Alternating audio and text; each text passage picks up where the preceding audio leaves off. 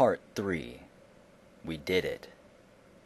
Kat grinned as she pushed open the door to Matchsticks. The bar was crowded even as the hour approached 2 a.m. She pushed her hair out of her face and peered around. Most of the regulars had already gone home, but she spotted Alcaray kicking back beers with Sheridan. Julius Strowther was right where she left him. He was talking to a well-tanned man with a crew cut and a data jack port above his right ear. Kat hung by the bar, watching and waiting for the two men to finish their conversation. When it was over, the man left, and Kat took his seat in the booth. "He here on business?" The dwarf chuckled. "What else is there?" "I recognize him. Jake, right? I think Kitsune knows him." Strowther shrugged. Being a fixer meant that you dealt the information. You didn't give it away in casual conversation. Kat slapped a comlink on the table.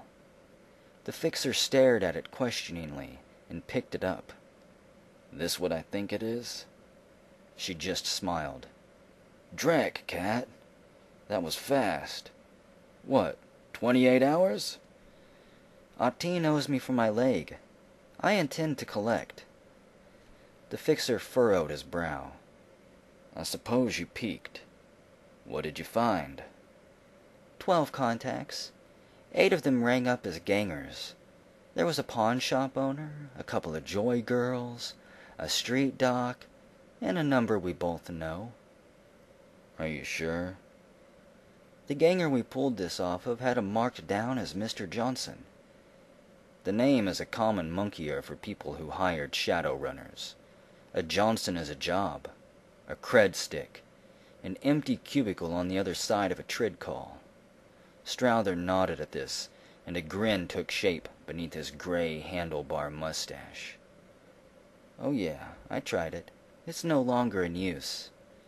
It's common for a corporate meat puppet like Caleb Brightmore to have a handful of dump lines. I'll see if I can find out who was pulling his strings. Kat shrugged. She'd done work for Brightmore before. However, this didn't feel like his style. The elf specialized in high-end work and even higher-end runners. Those gangers were strictly low-end. There's more. One of the Ancients' cell phone had notes on an Ares weapons cache being stored in the South Renton warehouse. If I read it right, the Ancients were planning to use those weapons for the hit. Strowther laughed out loud. "Come on, Kat. You think you're gonna borrow those weapons to start your own anti-dragon purge? No way. I told you, my client didn't come into this thing looking to geek a dragon, nor is he going to pay you to do it." Strowther was hiding something or someone. He knew Kat's background, and knew she would do anything to get back at the beast that took her leg. Kat decided that she was tired of this dance. "Look, I now know where I can waltz in and get enough weapons to start a war. I know enough runners that are willing to remove one dragon from the world.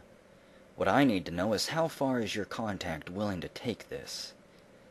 The fixer sighed, his one cybernetic eye studying her coldly. Kat wondered how she must look to him.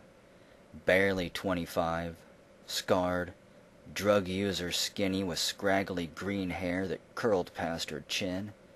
It wasn't a look that endeared most men, but she didn't give a frag what most men thought. Just the ones she needed something from. Strowther said, "I trust you, Kat. You keep knocking down these runs the way you did tonight, and I'll keep feeding you more. My client didn't expect this kind of response, but now that it's out there, I'm sure he is willing to take it as far as you'll go." Kat tried to hold in her relief, but it showed. "What's my next step?" "Get that weapons cache. If you can find out what Ares executive is responsible for dumping it there, it could be a setback for old Scales. At the very least, Ateen won't have the weapons to give whoever Brightmore gets to replace the dead Ancients." She thanked her fixer and headed for the door. Kat hadn't told him everything about the weapons cache. That's how you made street rep. You did top work and only shared the details that made you look good. So she didn't tell Strother the warehouse was guarded by a dreck-hot security firm called Knight Errant. He would have killed the job on the spot. Now the job was on, and getting past security was the real problem. She was thinking about how to solve that problem when a hand clapped her on the shoulder. "No chance of you getting by without buying me a drink." The voice was little more than a soft grumble. It belonged to a giant of a metahuman, a lanky troll dressed in slacks and a Mary Mercurial t-shirt. "RC! I haven't seen you since that business in Renton, chummer." Kat smiled and pulled up a bar stool alongside him. She'd done a few runs with the troll in the past. In addition to the obvious, RC was a gifted martial artist, a philosopher, and worst of all, a pacifist. "I've been around. Been doing a few jobs with Jet Boy and Anders, but they went their separate ways. Used to be that us runners were right on top of each other looking for work. But Seattle's a deeper sprawl now. More Johnsons, more jobs. More places to get into trouble.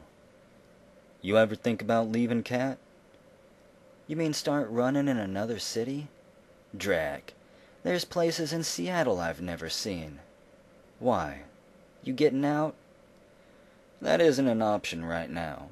But who knows? I've made enough enemies that there's a moving company somewhere in the sprawl just waiting for my call. Maybe one day I'll actually call and have them ship all my gear to some unnamed city. I don't know. Maybe someplace exotic. I hear Berlin's shadows are long and deep. Maybe this time I'll make the right connections." Kat nodded, but her mind was already miles away from the conversation. Something he said clicked, like the final digit in a maglock sequence. Waiting for my call. All of a sudden it hit her. A plan to get past Knight Errant's security.